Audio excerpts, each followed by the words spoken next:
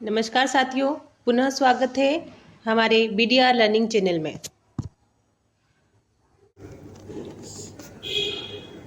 आज की इस वीडियो में हम कक्षा 12वीं के हिंदी विषय के अभ्यास प्रश्न पत्र का सॉल्यूशन करेंगे। ये अभ्यास प्रश्न पत्र आपके अर्धवार्षिक और वार्षिक परीक्षा की दृष्टि से महत्वपूर्ण है। आप यदि इसके क्वेश्चन आंसर सॉल्व करेंगे तो निश्चित ही आपको परीक्षा में हेल्प होगी।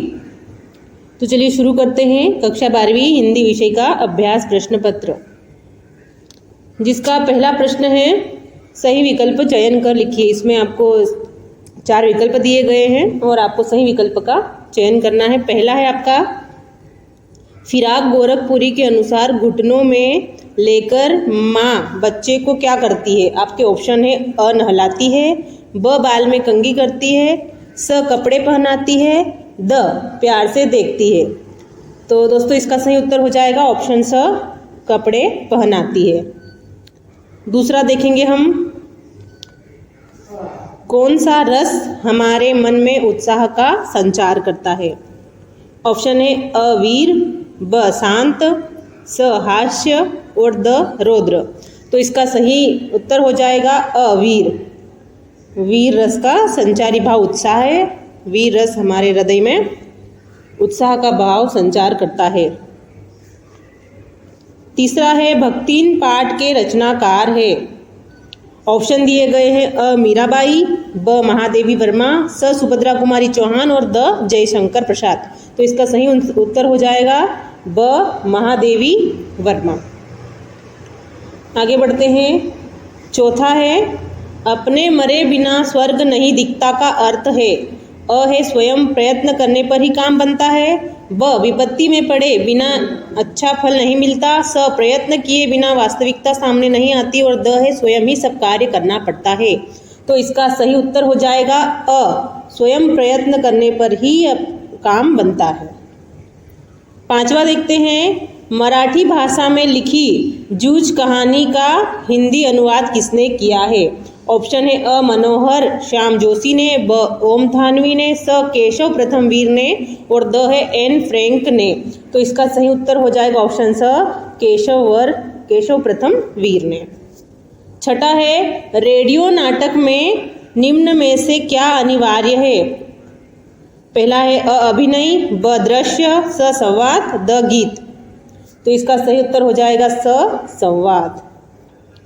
प्रश्न क्रमांक 2 है रिक्त स्थानों की पूर्ति कीजिए। आपको रिक्त स्थान दिए गए हैं, इसमें जो सही रिक्त स्थान है वो आपको चुनकर लिखना है। लीपा हुआ चौका अभी गीला पड़ा है, इसमें आ जाएगा गीला। दूसरा है जिन छंदों में वर्णों की गणना की जाती है वे वर्णिक छंद कहलाते हैं। पहलवान की ढोलक पाठ की विधा कहानी है। तीसरे का कहानी आ जाएगा। चौथा है हलदार साहब अब भी नहीं समझ पाए वाक्य में भी निपात शब्द है, इसका हो जाएगा निपात। पांचवा है लेखक आनंद यादव की मां धूप में कंडे थाप रही थी। छठा है मुद्रण की शुरुआत चीन में हुई।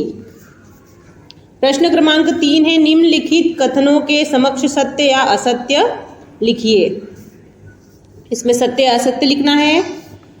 पहला है आपका मधुशाला बच्चन जी की प्रसिद्ध कवि कृति है, तो ये आपका हो जाएगा सत्य।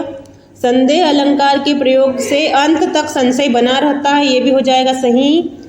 लुट्टन बचपन में गाय चराता था, ये भी हो जाएगा सत्य। काला अक्षर भेष बराबर का अर्थ साक्षर होना है, ये हो जाएगा असत्य। जूझ कहानी गोदान उपन्यास का अंश है, असत्य। कहानी का नाट्य रूपांतरण असंभव है, ये भी हो जाएगा आपका असत्य। आगे बढ़ते हैं।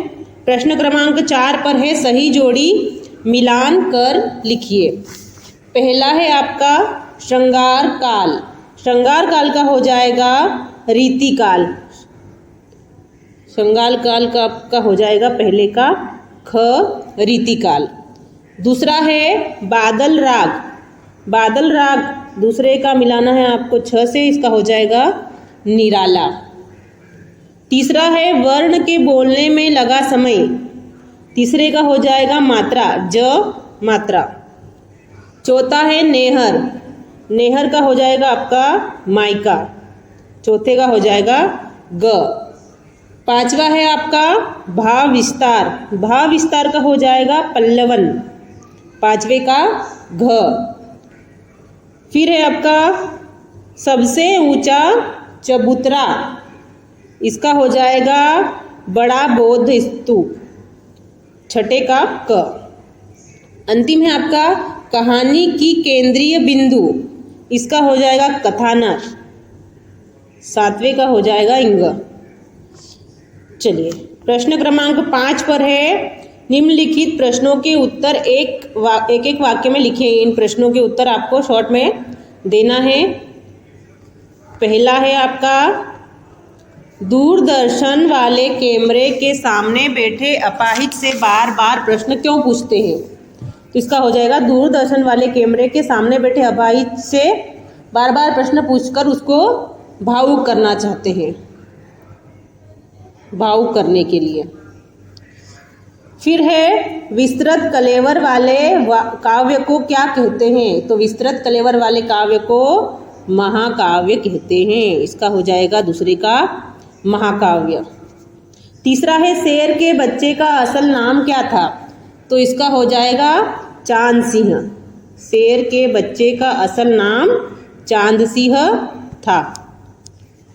अगला है चौथा, अनासक्त का क्या अर्थ है? अनासक्त का अर्थ है निर्लिप्त,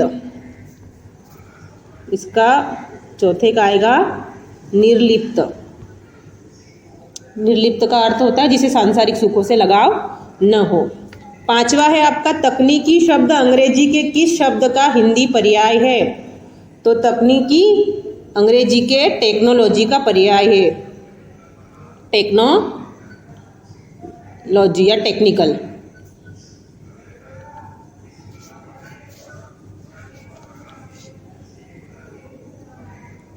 छठा है रोजी रोटी की तलाश में आए यशोधर पंत को किसने शरण दी?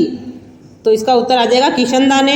रोजी रोटी की तलाश में आए यशोधर को किशनदा ने शरण दी। आखिरी है डेडलाइन किसे कहते हैं? तो इसका उत्तर आ जाएगा समाचार को कवर करने के लिए निर्धारित समय सीमा को डेडलाइन कहते हैं। आगे के जो प्रश्न हैं वो भी आप इस वीडियो में से देखकर लिख सकते हैं। यदि आप इन प्रश्नों के उत्तर भी चाहते हैं तो आप कमेंट में आंसर ऐसा टाइप करके भेजिएगा, तो हम अगले वीडियो में इसके प्रश्न जो हैं उनके भी उत्तर आपको उपलब्ध करवा देंगे। यदि आपको वीडियो अच्छा लग रहा है तो वीडियो को लाइक कीजिएगा, अधिक से अधिक मात्रा में शेयर कीजिएगा और सब्सक्राइब कर लीजिएगा अवश्य से। हम अन्य विषयों के जो प्रश्न पत्र हैं उनके भी समाधान लाएंगे। तब तक के लिए थैंक यू।